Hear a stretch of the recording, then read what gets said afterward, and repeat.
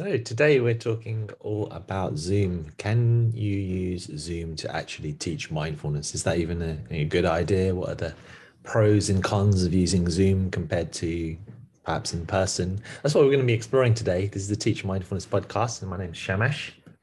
So, believe it or not, I'm actually using Zoom to record this episode, and it's not just because we're talking about Zoom, because if I wanted to, there's one way of kind of connecting noise cancelling. So you can record audio on Zoom. It's very flexible. You can do all sorts of different things on Zoom. But what are the actual benefits when it comes to using Zoom? And I would say the first thing when it comes to learning and teaching mindfulness and using Zoom is accessibility. The reason why Zoom became very popular when the pandemic started is that it became more accessible. People were not able to meet in person. And one of the best platforms in the world to connect with people when we're not in person is actually Zoom. I used Zoom in the middle of the pandemic to start a community to teach mindfulness every day. And so I've actually used Zoom, believe it or not, every single day for almost 500 days in a row. And I can say it's highly reliable. The only times I may have slightly struggled with using it is if my own internet was working, but the actual platform Zoom is very, very reliable. It's also very easy to record on there. This is another benefit of using Zoom. If you're doing something in person, very hard to record. And so if someone can't make it, they've essentially missed out completely on the content you wanted to share. But in Zoom, you just click one button and it records it. And I do that every single day in daily meditation. I guide it and we record it. And so those that can't make it can listen to the recording later on. The third benefit of Zoom I wanted to share about is a functionality called breakout rooms. Now, if you've been part of a Zoom experience, then you may have had the person who's hosting it may have used a thing called breakout rooms.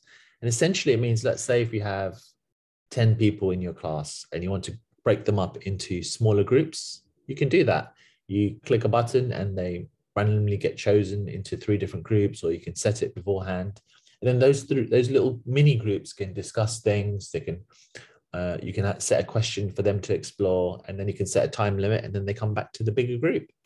So that is one really powerful function of Zoom that I'm not sure other platforms have. And I've started to use that more and more, not so much in daily meditation, but when I'm, say, teaching a mindfulness class where I'm training mindfulness teachers and I want them to kind of discuss something together, or I'm teaching a new topic. Like I've been working with a friend of mine, Brian, training people in mindful movement. And so this was really powerful to use breakout rooms, because if we're just demonstrating and everyone's following, that's great. But imagine getting them all into mini groups and getting them to practice with each other. We've been doing that. It's been so fantastic, because these mini groups of people, they've been on Zoom, but they've been teaching each other in these mini groups. Then we go back to the bigger group and I can just see the confidence growing week by week. Final benefit of Zoom, I would say, is it's much easier to organize. You don't have to hire not only one big room, but mini rooms as well. If you wanted to breakout rooms, that's quite hard to do. So in terms of organization, much easier to use something like Zoom than in person. So there's some of the main kind of benefits that come to mind: accessibility, the ease of recording, the functionality of breakout rooms, as well as, I haven't talked about voting, and that's another one that is good in there, in whiteboard rooms. And then finally, easier to organize, probably lower cost, I could say, compared to hiring it in person. But what's the cons? What's the disadvantage of using something like Zoom?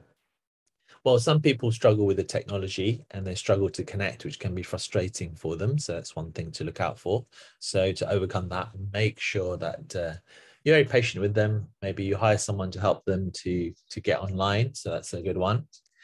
Secondly, obviously, being online is not the same as being in person. If I was talking to you right now in person, it'd be a totally different experience. And we all know that.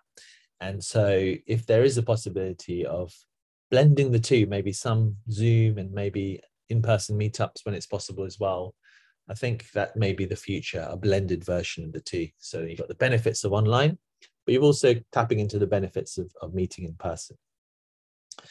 Talking a little bit more, I want to talk in a little bit more detail about Zoom, and I'm going to talk about paid accounts. Now, you can use a free Zoom account, but I think it's free for about 45 minutes. And so assuming that you want to do more than that, you can pay a relatively small fee. Maybe it's £10 a month or $10 a month or something.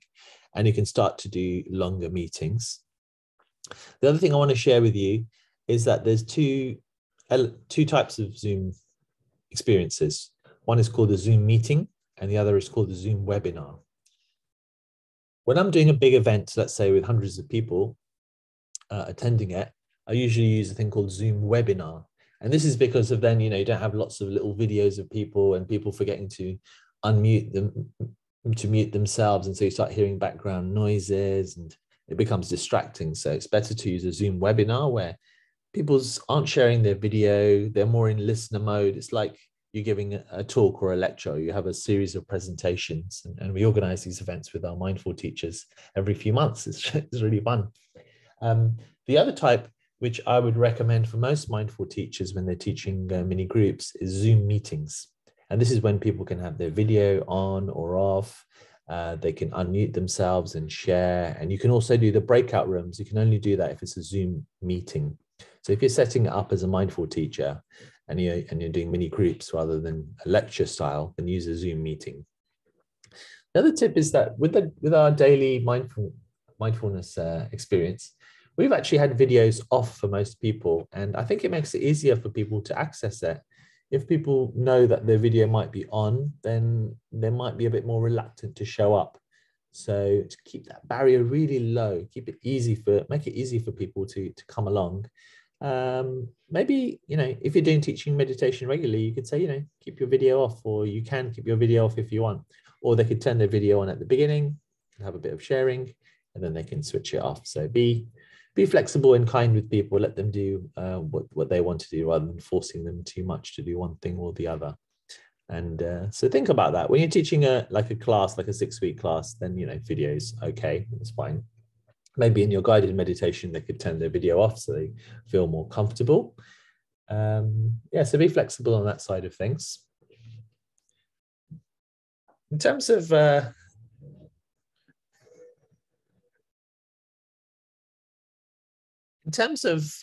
flexibility of presentation, you can actually do PowerPoint presentations or similar. So you can mix that with things like breakout rooms for interaction. So if I was teaching let's say a 6-week mindfulness course, I'd maybe have everyone's video on at the beginning, everyone gets a chance to share.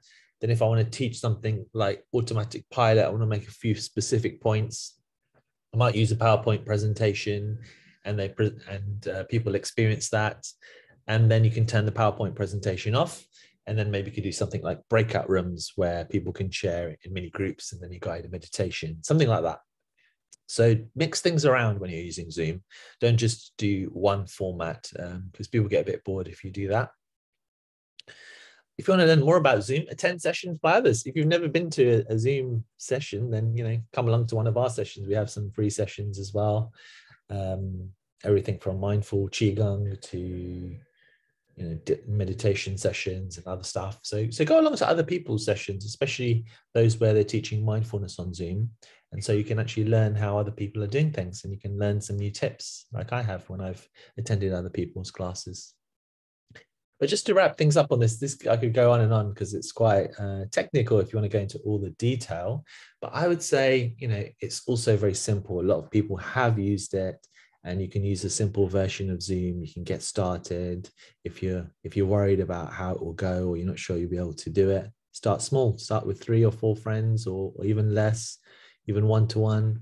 Get yourself a Zoom account as a mindful teacher, and have a go at guiding a meditation on Zoom. And the attitude of trying new things is really important.